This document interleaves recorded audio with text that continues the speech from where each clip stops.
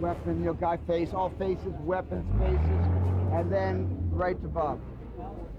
We continue over, and we have another taser guy in this side, with two more guys with guns coming in.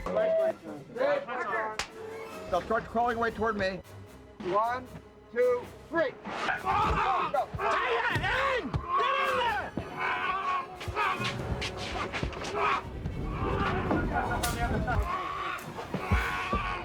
This thing then drops and grab this thing then. Yeah. That's terrific. Get it. Pull them all the way in. All the way in. All the way in. Gary, pull them in. All the way in. Oh, that's great. That's great. That's a cut right there. Great. Fabulous. Okay. Great. It was very important to me to be a kid directing Jurassic Park, because like most kids, one of my first longest words was Triceratops, Stegosaurus. My dad would always take me to see the dinosaurs in Philadelphia, the Franklin Institute of Technology. There was a natural history museum there with big dinosaur bones. And so I made that movie really as a youngster, remembering how much fun it was to imagine with such yearning that someday wouldn't it be great to run into a dinosaur and meet up with one without being eaten by it. And I just remember making the movie with that philosophy. For everybody that had ever wondered and been fascinated with that whole era of the dinosaur, I want to make a movie for all those dinosaur lovers. Dr. Grant, my dear Dr. Sattler, welcome to Jurassic Park. The most advanced amusement park in the entire world. What do they got in there, King Kong? We've made living biological attractions so astounding that they'll capture the imagination of the entire planet. How do you do this? I'll show you.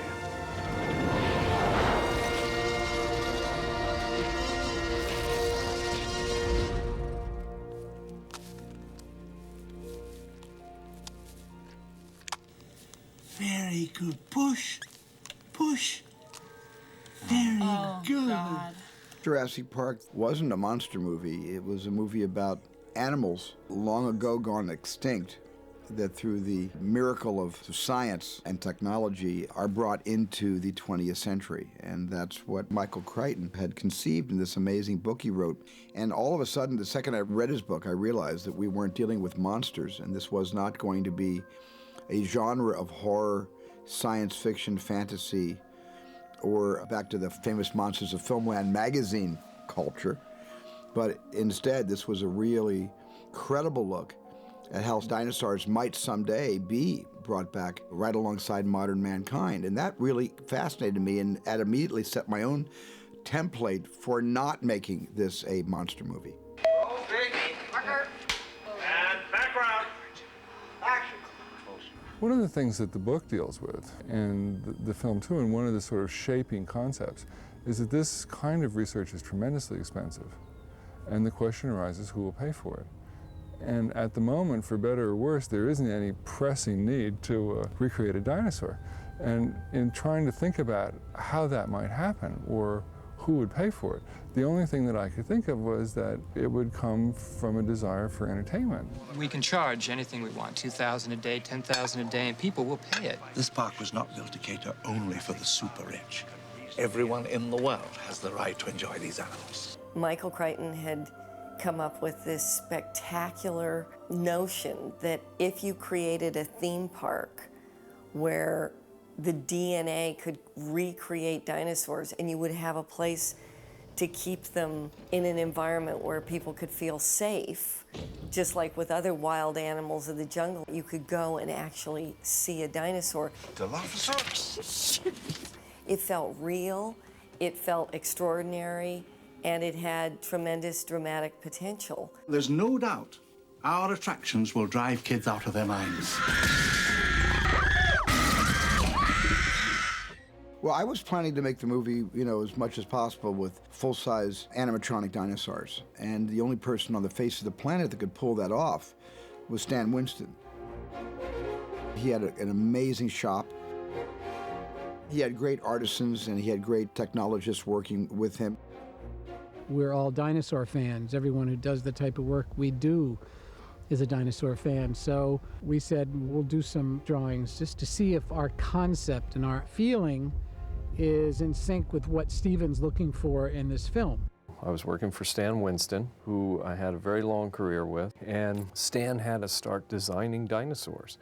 And Mark Crash McCreary was essential in that, and I was fortunate to have a hand in, coming up with color schemes and things like that.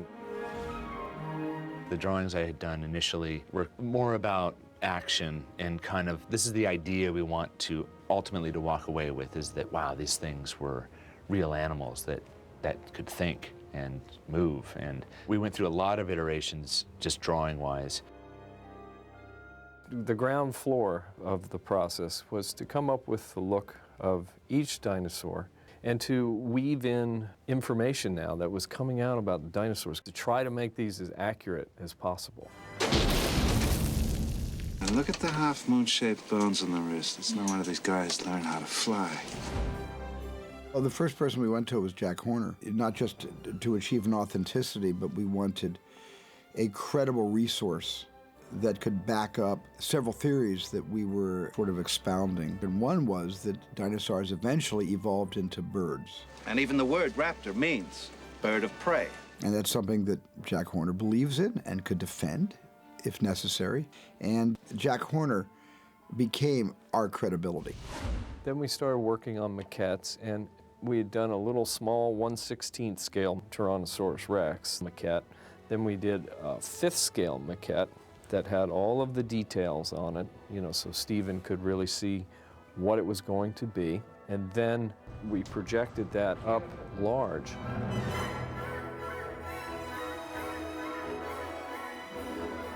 You like it? I love it. It's coming along really good, isn't it? The first time I saw the T-Rex was at Stan Winston's shop. My kid would say, "Where does the poo-poo come from, Daddy?" I had a chance to actually operate it myself, which was a thrill. Where the movements were so smooth and so authentic. When it would snap its head around, it didn't have a recoil. The head would go as fast as you can imagine and would come to a complete stop and look right at you. Its eyes would stereo focus right on you. That was absolutely frightening to watch. And he also kept it moving. Even when it was still, it was breathing, it had muscles flicking, and he kept every animal alive. We were building all of the dinosaurs, all the animatronic ones, kind of in parallel because there was so much work to be done. We actually had a baby Triceratops going, which never made it to that movie. That scene got cut out. Plus, there's the famous scene in the movie where the big foot comes down into the mud. So that was going to become a separate animatronic piece. The spitter, velociraptors, the brachiosaur, or the T-Rex. Stan could give them utterly authentic movements far beyond where we were technologically in 1973-74 with Jaws. But how we were going to get the dinosaurs to run, how we were going to get them to even be in the movie in wide shots was always going to be the old-fashioned way through stop-motion animation. The same way that Willis O'Brien made King Kong, just taking that little armature on a small maquette and just moving it just a millimeter at a time. And Phil Tippett was hired by me to do that because he was the best in the business. The first call I got was from Kathleen Kennedy at home. And I just finished working on this big stop-motion project. It was absolutely beat. And Kathy calls up and goes, she's all like perky, goes, "Hey, Phil, we got this really cool thing we're going to do with dinosaurs. It's really going to be a lot of fun." And we're like, "Yeah, really? Okay." Fine. And we all started to plan it out as the conventional stop-motion, go-motion, rod puppet, high speed with a little bit of computer graphics. And then one day I got a call from Dennis Murin at ILM, who already had the job of doing Jurassic Park with Phil Tippett. And Dennis said that he thought that he could pull off a full-size dinosaur that would be authentic to the eye. And so he started doing tests. And the first tests he did was a whole herd of Gallimimus, just the skeletal structure of the Gallimimus, running through a still photograph of Hawaii. It was several angles of this. And it was so authentic and smooth, I actually said, well, that's the future. That's the way it's going to be from now on. A couple of the guys, Steve Williams and Mark DePay, were trying to get even closer and do a T-Rex and see how that would work out. And it looked really successful. Then we decided, okay, let's go ahead and do a real shot. And Stefan Fangmeyer lit it, Steve animated it, and we got a shot that just knocked everybody out and was beyond what you could do with stop motion or anything else. A videotape came from ILM, and we saw this image of what they had done, and we're just, wow, everything changed. And this technology really kind of, changed my movie forever. And I think in that sense, changed the world forever. It was April 20th, 1992. I remember we called it Black Monday because we got the word that production was going digital. At that point in time, it's like an big emotional moment. It's like, when your dog dies. You know your dog's going to die, but when your dog dies, it like hits you really hard. Because it did seem like everything that I had built up until that time was like, we're not going to do it that way anymore. It's like suddenly, here we are, we're extinct. We're the dinosaurs. And of course, that irony wasn't lost on any of us. We're out of a job. Don't you mean extinct? Because all the computer graphic guys were doing things like, I had no idea what they were doing, and it was just like a monitor and a mouse, and it was like, Jesus. I'm a firm believer in whatever is the best technique to achieve a shot for the film is how it should be done. If it needs to be CGI, it should be. But if you can get it live in camera, then why not? Because some of the best acting comes from reacting. It encouraged us to even work harder and, make everything that much more convincing in a realistic, on-stage puppet sense. The reason that Steven still wanted, obviously, Phil involved was because he realized that his crew had information and experience that was just as important. It's just the toolbox had changed. So what was developed was the DID, or Dinosaur Input Device, which was a traditional stop-motion armature with motion encoders, which would translate anything we animated into a computer model. So it bridged the gap of stop-motion animation into the digital age. It was exhilarating when we realized that there was a new way to do this and that we were going to be able to create a lifelike looking dinosaur on a level that we never before imagined, and that we were on to a whole new way of looking at Jurassic Park. So you two dig up dinosaurs? Well, Try to. I bring scientists, you bring a rock star. If you make a humorless movie about dinosaurs coming back to life in 1993, nobody's gonna care about your movie. I think establishing characters like Laura Dern and Sam and Jeff, it lent a whole sense of credibility to the storytelling because you really believed that they were scientists. why? And did I go too fast? I go too fast. I did a flyby. No, give me that big glass of water. We're going to conduct an experiment. Those characters, when they're postulating, better have a little wit. And David Koepp gave it all the wit. Gave Jeff Goldblum his lecherous crush on the paleobotanist played by Laura Dern. And with Sam Neill being right in the middle, watching this guy hitting on his girl, where Jeff doesn't even know that it's his girl. I mean, that was all David Koepp's kind of invention. Camera?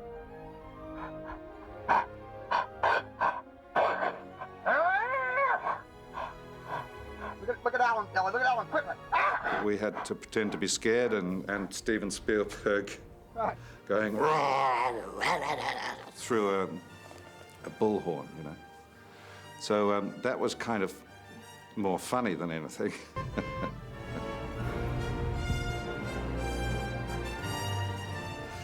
And the acting part was not laughing. Cut. Very nice. It's not easy. The three of us are in the Jeep and we start to glance, and as we glanced in the tree, and I'm supposed to look up at its neck, there was a giant paper X on it, you know, like a Sharpied X on a piece of white paper. And I just remember looking up like, okay, and that's the dinosaur. You crazy son of a bitch, you did. And we did close-ups, and I remember he'd never rehearsed. Ready, Jeff? Okay, there you are. You're seeing the dinosaur. Oh my gosh, just keep rolling. That looks great. You're looking at it. You can't believe what you're seeing. Is it real? It now strikes you funny. You don't even know why. You know, and he's just talking me through it, and I'm kind of acting. I enjoyed that a lot. You know, the first sort of few days of filming, you really had to get your bearings because it was all so new for us. I mean, just to be in sync with what we were looking at and what it would feel like and look like. We had no idea what we were going to see. Can we go see it? Can we go? Yeah, relax. There's plenty of time this afternoon. My dear, T-Rex. welcome to Jurassic Park. The actors certainly did their jobs, and they believed who they were, and that's all an audience needs, is to believe that the characters are believing in themselves, and that's what the actors did so well. We've been in pre-production for 50 million years on this movie, Jurassic Park, by golly. He just hung out with us. He bonded with us. He played games with us a lot on the set. And in between playing games, he would throw in a question about our upcoming scene. And he worked with us so seamlessly that we would do anything for him in the performance on the scene. So you really admire him. To you, he's like a movie star because of your interest in paleontology. This is everybody else's equivalent of a Tom Cruise or a Kevin Costner or a Sam Neill. I think that he just had a lot of respect for kids and had a lot of respect for their talent, you know, and their intuition. I always felt so much freedom with him. I always felt like I was a part of the collaborative process, you know, that it wasn't just he was telling me what to do or he was talking down to me. It was always, what do you think? And what do you think we should do for this scene? And he trusted my ideas and he let me do that. And then my teacher tells me about this other book by a guy named Backer. Backer. And he said, slammed on his face, and he slid. Good. And it was that kind of relationship where I felt like a part of the gang rather than like an outsider looking in that I think brings out such great performances in children. Grandpa! Kids! And I'm a big fan of Richard Attenborough's. I knew Dickie before I cast him in Jurassic Park and liked him a lot and just saw him as John Hammond. Let's get the camera right in here, see if we can get Richard right in here. Richard, you might have to, yeah, there we go, yes sir. Being an actor and a director, he knows to move that much farther to that side. You know, it was interesting to watch Hammond's character suddenly realizing that he might have gone mad. He doesn't utter those words, but he's certainly feeling, what have I done? And only Richard Attenborough, I think, could have pulled that off with such dignity and also with such tragedy. Hold on to your butts. Sam Jackson was in it, you know, before he became a big star. You could tell Sam was going to get eaten by a dinosaur because they had him smoking earlier on when he's working. How many lines of code are there? About 2 million. And the guy that smokes always gets eaten. That's one rule about dinosaur films. Oh, Mr. Arnold.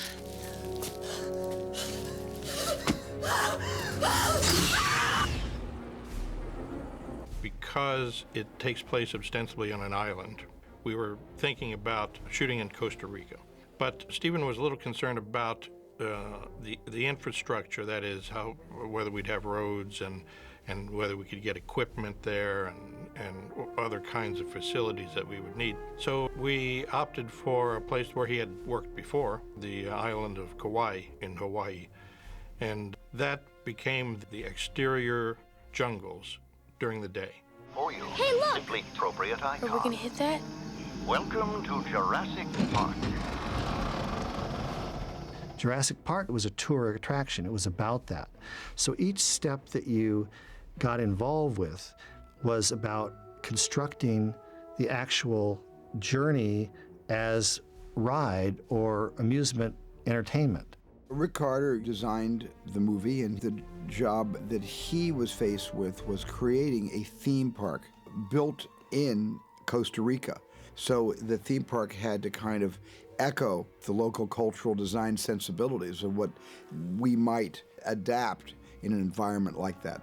Working with Rick Carter was great because he was so generous with giving me so many areas to get involved with, you know, again, from the storyboarding to props and vehicles and sets and all that.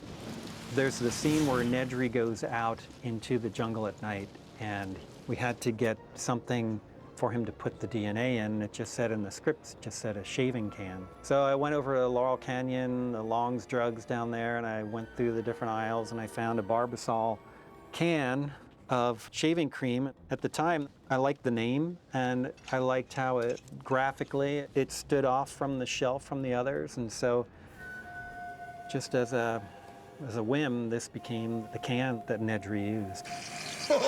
There's enough coolant inside for 36 hours. No menthol? So you can see, take the top off, and the guys down the shop did a cool mechanism for it. I think that's a compsognathus right there. Very cool. Quiet, please. Rehearsal. I think the first time we saw one of Stan's dinosaurs, we were filming at Kauai. It's a scene where we wander out and there's a sick triceratops which is breathing, and you could go right up to it and its skin was all wrinkly and real. It was extraordinary. That was one of the cases where there was a dinosaur there, full size, laying down, and the 7 or 8 people who were operating it were unseen, kind of hidden from the actor's immediate view. And one person was working the blinking eyes and the tongue and the breathing body. And when we first came upon this thing, wow, it looked real. It was kind of a defining moment for us because this was the first dinosaur to really be put on film. And it was the first dinosaur to interact with all the actors. And action. And, you know, we were very confident in what we were doing, but at the same time, there's a pressure. You know, it's your baby. You're unveiling this to everyone. Oh, wow. You show up and you're just kind of taken aback a second because it's so lifelike. It's so real. You feel the energy from it. And you kind of don't want to even get too close. But when you like kind of get more comfortable, all you want to do is put your hands on it and just like touch it and see like, is this real? Like, how is this? Even the texture, you know, the feeling of it. I just remember being blown away. You're right. There's no trace of lilac berries. I think Steven gets a kick out of that. My dream was to work with Steven Spielberg. And so for 20 years now, at any restaurant I've ever been in, there's a child under 10 that comes up to me and says, "Are you the lady who stuck her hand in the dinosaur poopy?" It's like, that is the question I get most commonly in my career. Thanks. What are her symptoms? Oh, imbalance, disorientation, labored breathing. When I did my scene with the Triceratops, I also had the great privilege of working as an actor alongside Jerry Mullen, who is in that scene with me. And because he's one of the crew, having started in other capacities before producing, he knew how to run a set. And we could have never shot in the difficulties and the limitations of Kauai. We could have never done it without Jerry. And then about 3 weeks in, Hurricane Aniki came in. We turned up for work one morning, and we were told, we're not going to work today because there's a hurricane coming in. Actually, it seems to be heading straight for us. The hurricane hit dead on.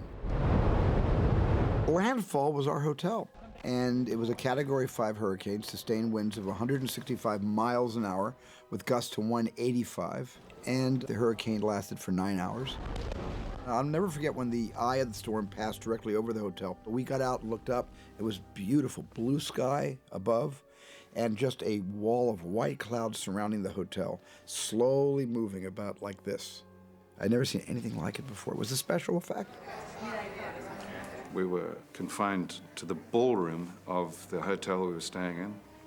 Apart from the fact that it was slightly exciting, a lot of it was rather boring. And then that night, we camped out and figured out where we were going to stay as all the lights were off.